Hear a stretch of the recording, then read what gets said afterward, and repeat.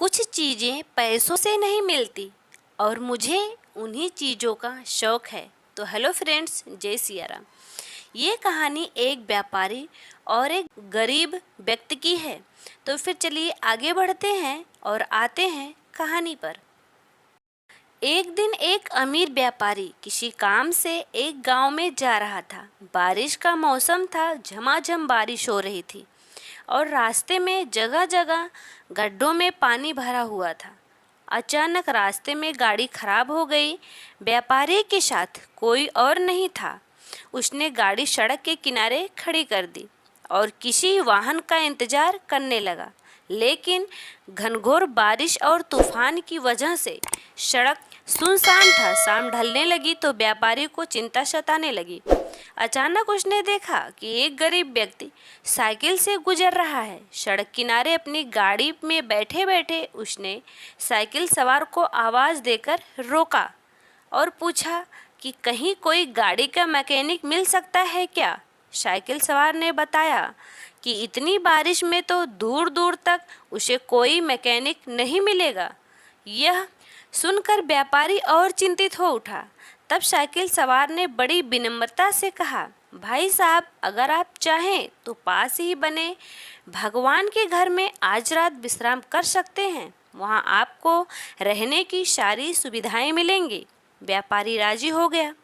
उसने सोचा कि आज रात मंदिर में ठहर कर अगले दिन सुबह वो गाड़ी मरम्मत का कोई रास्ता देख लेगा। साइकिल सवार ने उसे अपनी साइकिल पर बिठाया और चल पड़ा। थोड़ी देर में दोनों एक मकान के सामने पहुंच गए। साइकिल वाले ने दरवाज़ा खटखटाया तो उस घर में से एक स्त्री ने दरवाज़ा खोला। व्यापारी को संबोधित करते हुए साइकिल वाले ने कहा कि यह मेरी पत्नी है। इस भगवान के घर में सिर्फ हम दोनों ही रहते हैं। हमारे बच्चे शहर में नौकरी करते हैं। आइए अंदर पधारिए और आराम से बैठ जाइए। थोड़ी ही देर में साइकिल वाले की पत्नी गर्म गर्म चाय और नाश्ता लाई। रात का खाना भी पकने लगा। व्यापारी को सब कुछ बहुत अच्छा लग रहा था, लेकिन उसे एक बात समझ नहीं आ रहा था कि साइकिल वाले ने अपने ही घर को भगवान का घर क्यों कहा। यह कोई मंदिर तो नहीं है। आखिर उससे रहा नहीं गया तो उसने उस गरीब व्यक्ति से पूछ ही लिया कि वो अपने ही मकान को भगवान का घर क्यों कह रहा है। लोग तो अक्सर यही कहते हैं कि मेरे घर में भगवान विराजमान है, या मेरे घर में भगवान के लिए पूजा घर बनवाया गया है, या फिर मेरे घर में भगवान आए हैं।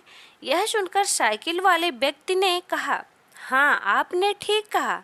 अक्सर लोग यही कहते हैं कि घर हमारा है और भगवान हमारे घर में विराजमान है, लेकिन हम ऐसा नहीं कहते हैं, क्योंकि अगर हम अपना घर कहेंगे तो उसमें हम अपनी इच्छा अनुसार कुछ भी उल्टा पुल्टा काम कर सकते हैं।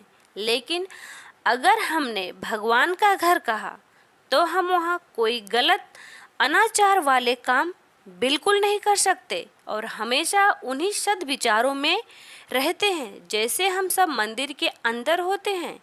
और मज़े की बात तो यह है कि जैसा कि लोग बोलते हैं कि मृत्यु के बाद हमें भगवान के घर जाना है, तो उस हिसाब से देखा जाए तो हम जीते जी ही भगवान के घर रहने का सुख प्राप्त कर रहे हैं। उस गरीब व्यक्ति के इतने सुंदर विचार से व्यापारी बहुत ही प्रेरित हुआ और उसने भी अपने घर को भगवान का घर कहने का पूरा मन बना लिया। जय सिया राम।